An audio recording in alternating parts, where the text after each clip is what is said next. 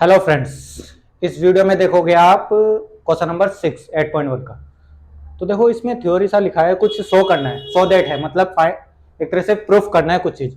If angle A and B are acute angle, किसी acute angle है, कब कहीं दो एक्यूट एंगल दे रखे हैं angles, such that cos A and cos B, और कोस ए और कोस बी बराबर है वहां, then so that angle A बराबर एंगल बी। तो ये अब देखो जो हमारा कोस और टेन या इससे रिलेटेड जो भी आया हमारे पास, तो ये हमारा राइट एंगल ट्रायंगल में आता है। तो सबसे पहले एक राइट एंगल ट्रायंगल बना लेते हैं। अब हमारा एक और बनाना पड़ेगा ताकि इसमें हमारे कोस ए एंड कोस बी इस टाइप से, ए यहां ले देंगे हम परपेंडिकुलर और बी यहां ले देंगे। चलो एक ही बात है, हम पहले एक ही ड्रॉ, ए बी सी, ये लो हमारा एक्यूट दोनों हो चुके हैं ए और बी। अब हमें शो क्या करना है, ध्यान से देखना गिवन में क्या है हमारे पास। अगर एंगल ए और बी बराबर है, ए और बी एक्यूट एंगल है सर, बराबर नहीं एक्यूट एंगल है, तो कोस ए एंड कोस बी बराबर है, कोस ए और कोस बी बराबर है बोल रहा है वो। शो करना है, शो क्या करना है, एंगल ए बराबर एंगल बी। तो ध्यान से देखो, सबसे पहले जब हम इसमें कोस ए लिखा है ना, गिवन में है हमारा कोस ए बराबर कोस बी के है, ये हमें गिवन में है भाई। तो कोस ए निकालते हैं, कोस ए, कोस क्या होता है बी अपॉन एच, तो सबसे पहली बारी बी अपॉन एच रख देंगे। ये देखो बी अपॉन एच हमने सबसे शुरू में लिखा है, जो कोस ए बी अपॉन एच होता है, और ए के अकॉर्डिंग बी अपॉन एच क्या हो जाएगा, ए सी अपॉन बेस ए सी होएगा, और एच क्या हो जाएगा हमारा ए बी। मतलब हमने कोस ए निकाल लिया, सिंपल सा कोस ए निकाल लिया राइट एंगल ट्रायंगल से। आगे बढ़ते हैं, अब cos B B upon H होना है कोस के अकॉर्डिंग। अब बी के अकॉर्डिंग है, बी के अकॉर्डिंग बेस हमारा बीसी और एच ए बी, ये लो।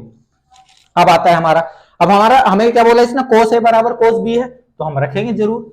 तो कोस ए बराबर कोस ए की वैल्यू ये है और कोस बी की ये है, तो ये दोनों बराबर होंगे। A C upon A B बराबर B C upon A B. तो जैसे कि हमें पता है कैंसल आउट हो जाएंगे, और क्या बचा हमारे पास, ए सी बराबर बी सी साबित कर दिया। बट प्रूफ क्या करना था हमने, प्रूफ तो हमने ये करना था एंगल ए बराबर एंगल बी। अब ध्यान से देखना, कहां है ये ए सी ये है एंड बी सी ये है। तो देखो एक थ्योरम आ जाती है, ध्यान से देखना क्या लिखता हूं मैं। एक थ्योरम आती है हमारे पास, ये साइड नहीं लिख सकता, opposite side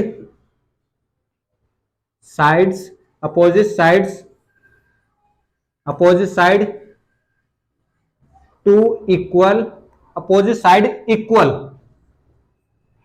equal to, opposite side अगर इक्वल है, equal to angles are also equal, ये हम लिख सकते हैं, ये थ्योरम है।